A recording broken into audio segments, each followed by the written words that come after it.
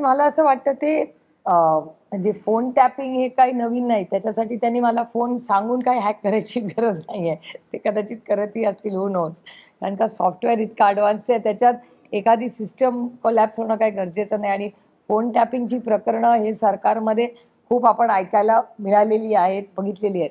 आणि म्हणजे काय बोलणार आपण? कारण ह्या सरकारला ह्या सगळ्या गोष्टीसाठी आईस आहेच ना, नुसतं फोन टॅपिंगवर थोडी थांबतं हे सरकार. आईस म्हणजे इन्कम टॅक्स, सीबीआय, ईडी त्यांचं फेव्हरेट आहेच.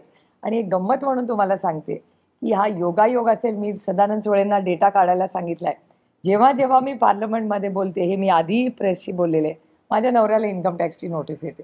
या सेशन नंतरला स्वीट लव्ह नोट ही आलेलीच आहे मला इन्कम टॅक्सची नोटीस.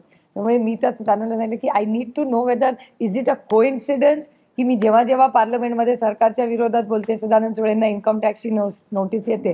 हा कोइन्सिडन्स आहे का काय आहे? कारण का उगाच कशाला आपण कुणावर आरोप करायचे. आणि त्याच केससाठी तीच इन्कम टॅक्सची नोटीस दरवेळेस येते. तरी आहे बाई इन्कम टॅक्सची नोटीस. आम्ही त्याला उत्तर देतो आणि मग त्याचं पुढे काही होत नाही. हो, असं बऱ्याच वेळा झालंय. त्यामुळे आय डोंट, मला उगाच आरोप नाही करायचे. I am looking for data. तो डेटा हॅज टू कोरिलेट. मी त्यांच्यासारखे उगाच खोटे आरोप कोणावर करत. सेम केस मग. ॲब्सोल्युटली. सेम. हो, I don't reply. Sadanand Sole replies.